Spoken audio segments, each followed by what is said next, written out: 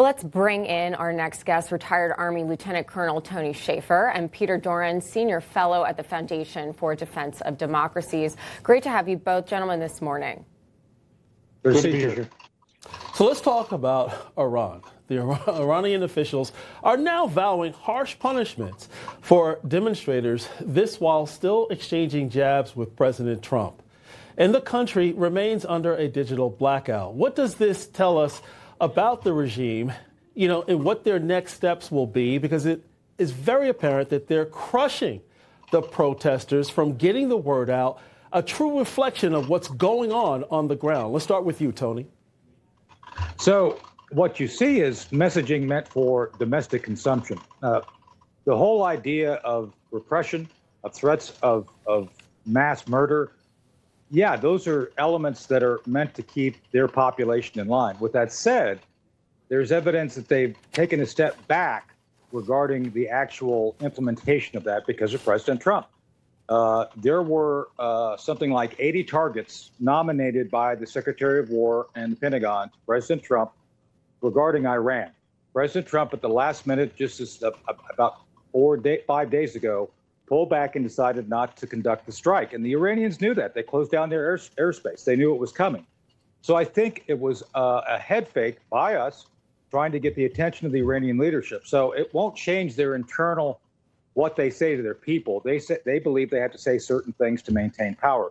With that said, there's a reasonable belief at this point, at least that's what the president is acting on, his belief, is that the mullahs are going to take a step back and reconsider how they move forward regarding the actual murder of their citizens. But mark my words on this, John. There are military options still contemplated. There are things ready to go at the moment the president decides to do something. Yeah, and President Trump has saved lives with respect to this. There were so many people who were set to be hanged in the streets, and according to reports, that didn't happen. But still, thousands of people have been killed by the Iranian regime, and people who are just out in the street, they are being shot point blank. It is an incredibly scary situation in Iran for the people, but their heroism shines through. I do want to turn to this now, moving on to Greenland, where there's some tension between the U.S. and Europe right now. Let's listen to Trump's take here.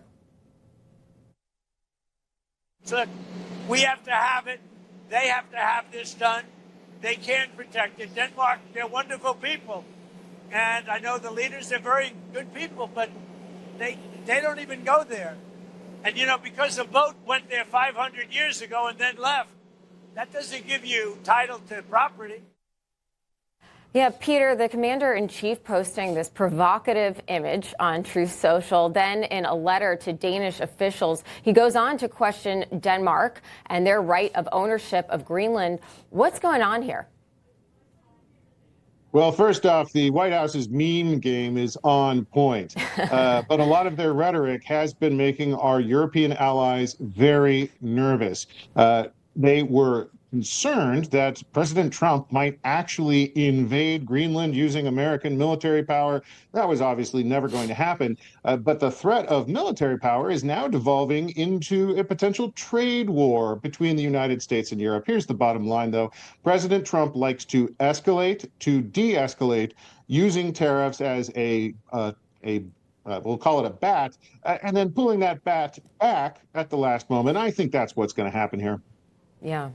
Interesting. Tony, I'd like to dive a little deeper with regard to why Greenland is so important to America's national security interest.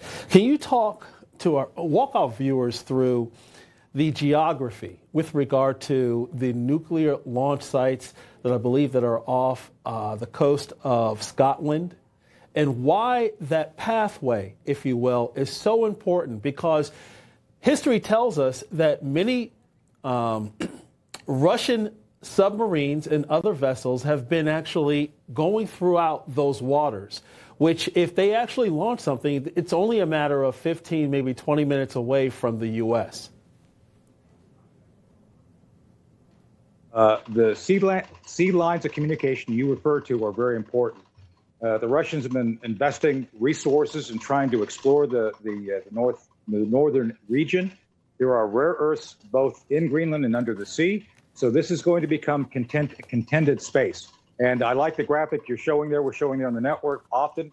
The actual location of Greenland is in that line of sight, if you will, over the planet between Russia and the United States for hypersonic missiles. And we want to have as much warning as we can regarding those weapons. Those weapons are very severe. The Oresnik has been used twice in Ukraine. There's very little warning, so we need to have this space, and we kind of already do. Third, and most importantly, and this is one of the things people keep missing about this point, the Danes said Russia and China want it. Right. A 2025 report is the Danes said it. And besides making great cookies, apparently they made a great intelligence assessment saying, hey, the Russians want this. So it's actually their report, which now, by the way, John, they're backing off saying, well, we only said that because we wanted to get you guys interested in Ukraine. Okay, whatever. So it's really something to behold regarding the fact that everything indicates we, the United States, have the most responsibility. And one little point on the military, this whole charade that NATO pulled with this 35-man deployment, John, we have 35 cooks in Thule, Greenland, at our military base. So there's no invasion. We already have the largest contingent of military folks at Thule, at the Space Force base there on the island. So it's all kind of problematic at this point. Yeah, we can't keep our allies in NATO safe if we're not safe. So we have to take care of both threats all the way around. Thank you so much. Yeah, it does seem like a lot of political theater here and posturing, especially ahead of the president's meeting with world leaders in Davos at the World Economic Forum tomorrow. President Trump, he shared some text messages. The first one, a text exchange with NATO leader Mark Rutte. Rutte praising the president for his latest al-Qaeda strikes on Syria and saying that he's going to highlight the U.S.'s accomplishments in Gaza and Ukraine. Meanwhile, he's sharing another text message. In an exchange with French President Emmanuel Macron, Trump shared possible differences of opinion on foreign policy issues relating to Iran and Greenland. So, Peter, he's sharing the text. He's showing what the exchanges are, actually taking place here. What do you expect to see from President Trump's speech and relations with these world leaders at Davos? Well, I think President Trump is going to have a great time in Davos. He loves the world stage. He certainly has gotten to know a lot of the world leaders who will be there. But I wouldn't put it past him to say a few things that might force our European friends to clutch their pearls. Let's recall that French President Macron has threatened to use what Europe calls its economic bazooka against the United States. This is a retaliatory trade action they designed to attack China. And now Macron wants to apply that same bazooka and direct it towards President Trump in America. So I think all eyes will be on the economic dimensions of President Trump's foreign policy statements there in Davos. Tony, I wrote down a couple of things. Just as we were talking, I think President Trump is going to focus on three things. One, the usual peace through strength.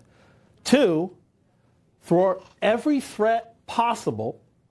And then three, economics through trade balance. I think those three things should be on the table for all of these global leaders to not only contemplate, think about how to navigate and collaborate with America to make sure that we have a peace around this entire globe with free and fair trade. What say you? I think you're correct, John. The thing is, I would add to your assessment, is that all those things must be done under his view of how they should be done. It's his game. And I think, let's start with the economic issue. The Europeans have painted themselves into a corner. They now will be relying on a U.S. LNG and oil because they've shut off their supply from Russia. They've actually been bragging about how they will be free of Russian oil and gas by 2027. So now that we're saying we want to do something, we can kind of dictate to the Europeans what they will and will not do, and they don't like that. Secondly, regarding the military, you know, our friend Blaine Holt, General Holt, always talks about the fact that he ran logistics of NATO. There is no NATO without us. So militarily, there is nothing the Europeans can do or even contemplate without our deciding it. And if they don't like it, well, that's too bad, because my third and last point is culture. the Europeans have drifted away from the values that established our mutual interest that established NATO. When you start having thought crimes and crimes of speech that put you in jail, they're no longer on the same sheet with us. So I think that's going to be another factor that President Trump will be playing against them. And again, they're not going to like what I think President Trump's going to show up at Davos with a big old gold-plated sledgehammer. Just saying. Yeah, the thing is that looking at the dining room table of NATO, America is at the head of the table. And you all know what happens to the person who sits at the head of the table. They get the big piece of chicken. Yeah. Or the big piece of steak. But looking at the latest developments, turning to this in Syria, with President Trump, he's touting new U.S. airstrikes against al-Qaeda, while also pressing for a ceasefire between al-Shabaab's forces and Kurdish fighters. Peter, how do these two tracks fit together on the ground? Well, let's recall this was a necessary response to an attempt, a successful attempt to attack Americans there in Syria. As long as we're talking about Russia, China, Greenland, the terrorists around the world have not given up. They have not dropped their intention to kill Americans wherever they can find them. So it is critical for President Trump to make a threat saying we will respond and follow through with those threats. This is true to form for President Trump. And as the Colonel said, that golden sledgehammer is certainly a powerful weapon when used correctly. That's right. Well, thank Absolutely. you. Thank you both. We will be watching very closely at these meetings. Peter Doran, Tony Schaefer, great to have you.